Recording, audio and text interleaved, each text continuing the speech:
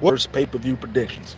Now, the takeovers are normally always important to me, so I figure I come on the air and share about what I think about it. Personally, for me, the build up to this fucking show has sucked, but I think within this maybe 2 weeks, they've built up a decent card. I admit this card looks good on paper, and I would love to see a crowd atmosphere for this takeover just because of the certain matches.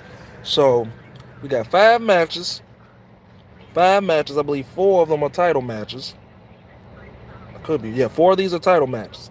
So we gonna jump into this card right now and tell you what we're gonna think of. So first, I don't know if this is gonna open the show. I don't even know the fucking match order, but we're gonna start with this one just because it's the non-title match of the show. So we got Kushida taking on the Velveteen Dream. Okay, so the Velveteen Dream has went back heel, which he did his best work, and as far as like with fucking Aleister Black and that great match they had, and with the most simplistic storyline, they made that shit work. So I don't think this is not gonna be like his match with Aleister Black. Kushida, is a 5-time IWGP Junior Heavyweight Champion, and I think they're gonna have a solid match. Like this should open the show. Give these guys maybe 10 to 15 minutes, and it's going to be a nice clash of styles because you got the technical high flying prowess that is Kushida, and you got the unpredictability of the Velveteen Dream. Now, this is just my opinion. The Velveteen Dream has felt a little cold since he lost the North American title to Roderick Strong. He hasn't really felt the same. And then those allegations came out against him about him, requesting sexual favors from minors. I don't know if it's true. I personally don't give a shit if it's true. It's obviously can't be true if this man is still employed by WWE. Because I remember a few people that had allegations against them in NXT UK, they were instantly kicked, instantly banned, removed from WWE history, period. So I don't know. And the Velveteen Dream hasn't been able to be on a winning fest. He didn't win in the ladder match. He hasn't been winning. So, and the thing is with Kushida is I'm like, why isn't this guy? This guy should have been a cruiserweight champion, been already contending for the North American title.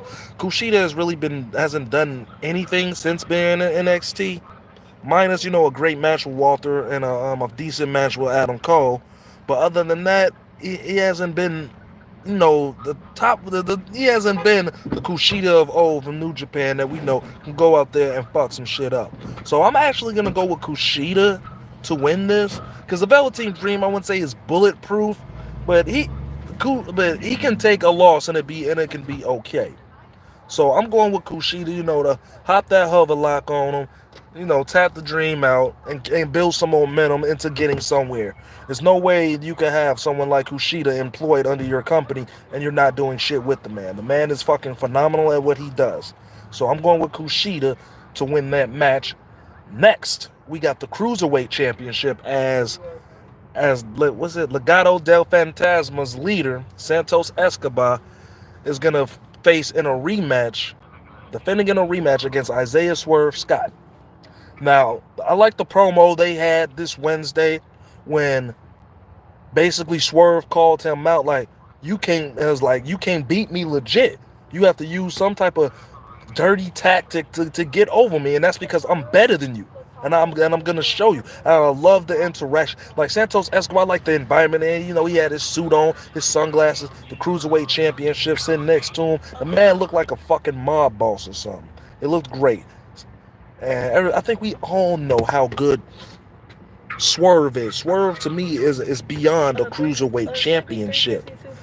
And I want to say right now they haven't done anything with the cruiserweight championship in Santos Escobar, minus the blow off feud he had with fucking punk ass Drake Maverick. So I was really hoping that they would have booked him a little bit better, especially like you have no respect for the new Lucha Tajison and shit like that. I'm like, if that was the case, he should have went up there and beat up the Lucha House Party. He should have came at Rey Mysterio's family. I thought that would have been a great angle for him, and I still think it is. But it can only work to me. It can only work if he is cruiserweight champion. But I want to see. Like, here's the thing. I'm gonna throw this for a loop. Yeah, Swerve will make a great babyface champion, but seeing Santos Escobar actually get a legit win and prove Swerve wrong will make him actually way more legit.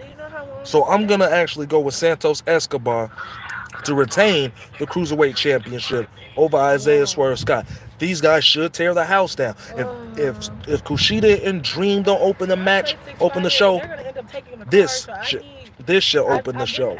It's always been back in the day, like in the WCW show, they would have the cruiserweights go out there and open the show. I think they can. I think that would be great, and I think this would be even better if this CV shit wasn't going on right now.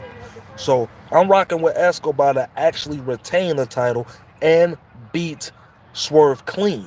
That would solidify him. Like I'm legit. I am the truth. It's gonna be a fun match though. It's gonna be a fun match.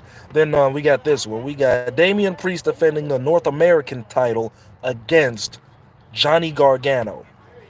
Now the one thing I say that was kind of spoiled about this match is they booked this match like how like either an Intercontinental or a WWE champion and a women's champion war. You're booking your contenders and your opponents for the pay-per-view in a mixed tag match. So you already gave away half of this match. You can say the same for Io and Candice, but we're gonna get to that. We're gonna get to that next. Now, I think it's two. Now the thing is, Johnny Gargano and Candice LeRae are at the peak of where they want to be the power couple in NXT. And that can only be if Candice LeRae gets the women's championship and Johnny Gargano regains the NXT championship. But I don't necessarily seeing it this way. If that's the whole case, Damian Priest should defeat Johnny Gargano. You can't have a takeover without Johnny Gargano. He is Mr. Takeover. So he's the show stealer, he's the workhorse. He's almost like the standard bearer. When I think of a takeover, I can't help but to see Johnny Gargano's face when I think of a takeover card. This match should be great because Johnny Gargano could go in there and wrestle a fucking mannequin, and it's a 5-star classic. Is this gonna be a 5-star classic? I don't know. I think that was Takeover in Your House where Priest had fought Balor, and that was a fantastic match. It completely blew my expectations. Not taking any way from Damian Priest. Damian Priest is great at what he does. For a guy his size, he moves great. He has a decent move set, and the babyface turn has actually made me like him more. So. Yeah, and I think he's not in the position yet to drop this North American title yet, and especially to Johnny Gargano, because Johnny Gargano, if they're gonna book this the way, Johnny Gargano needs to be contending for the NXT championship. So I'm going with the Archer of Infamy, Damian Priest, to actually beat Gargano. Now, will Candice interfere? We do not know. Candice has no problem getting involved in any stipulation between the guys. And that actually comes to her next. We got Io Shirai defending the NXT Women's Championship against Candice LeRae. This is their second one-on-one bout. If you remember from that first one-on-one bout they had at TakeOver Toronto 2, match was fantastic. That was hands down the best women's match of the year last year. That shit was amazing. And it was just the roles are reversed. We had a heel Io, babyface Candice. This time we have heel Candice and babyface Io.